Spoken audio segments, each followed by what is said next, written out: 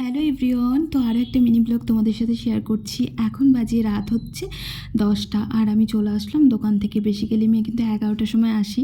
আজকে একটু তাড়াতাড়ি এসেছি কারণ রান্নার একটু চাপ আছে আজকে, আর দোকানে যেহেতু একটা মেয়ে রেখেছি তাই আমার খুব একটা সমস্যা হয় না। একটু লেটে গেলে বা একটু তাড়াতাড়ি চলে আসলেও আর কি খুব একটা বলবো না সমস্যা হয় না, কিন্তু যারা আমার কাছেই করতে চায় তাদের জন্য আবার আমাকে যেতে হয় একটু তাড়াতাড়ি করে।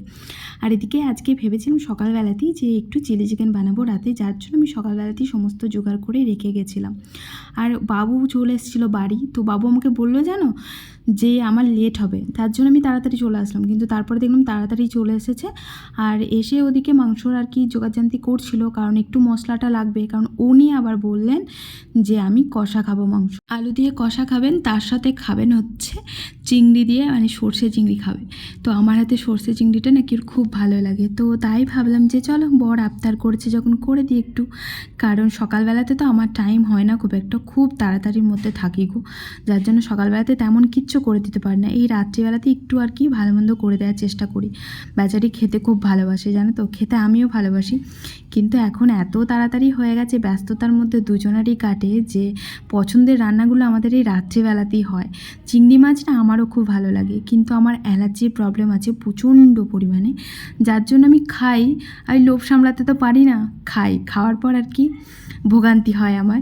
তো এই যে ভাজাভাজি করতে করতে আমি কতগুলো খেয়েছিলাম, তারপরে যেন রাত্রিবেলাতে আমার শরীর খারাপ করছিল প্রচণ্ড।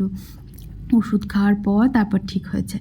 তো আমি যেন ফুলে একদম ডবল হয়ে যাই, আমার এত অ্যালার্জি হয়। যে ভাজাভুজি করতে করতে কতগুলো যে আর কি সাটিয়ে দিয়েছি, কে আর বলবো তোমাদেরকে, অগন্তি, একদম অগন্তি খেয়ে নিয়েছি, অনেকগুলো খেয়ে নিয়েছি। তারপরেই তো হয়ে গেছিলো শরীর খারাপ।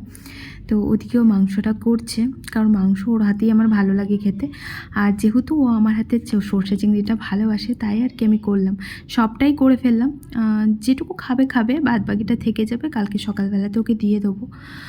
আর এই যে দেখতে পাচ্ছ ডিম দেওয়া ছিল বলে এরকম লাগছে, এটাকে ইগনোর করো। আর আমার পিছনে ওই ব্যাকগ্রাউন্ডটাকেও ইগনোর করো, কারণ ওটা জানো আমি ভেবেছিলাম কিছু একটা বানাবো, যার জন্য রেখে দিয়েছিলাম, কিন্তু টাইম হয়ে উঠছে না কিছু বানানোর। কার্ডবোর্ড দিয়ে অনেক কিছু আমি দেখেছি বানায়, বেশ সুন্দর লাগে। আর এই দেখো, তো দেখি কোনো একদিন টাইম পেলে বানাবো। আর রান্নাবান্না হয়ে গেছিলো, চিংড়ি মাছ আমি আর খাইনি, কারণ যেহেতু ভাজা অনেকগুলো খেয়েছিলাম, আর দারুণ হয়েছিল খেতে জানো। তো চলো স্নান করতে যাব এখন খাওয়া দাওয়া করে। তো যেহেতু আর কি দোকানের জামা আমার আলাদা, তাই জামা আমি এসে আর চেঞ্জ করি না ড্রেস। তো একবারে আর কি খাওয়া দাওয়া করে স্নান করে নিই, কারণ স্নান না করলে আমার আবার ঘুম আসে না। তো চলো আজকের মতো ভিডিওটা এখানে এন্ড করছি। ভালো লাগলে লাইক করো, টাটা, গুড নাইট।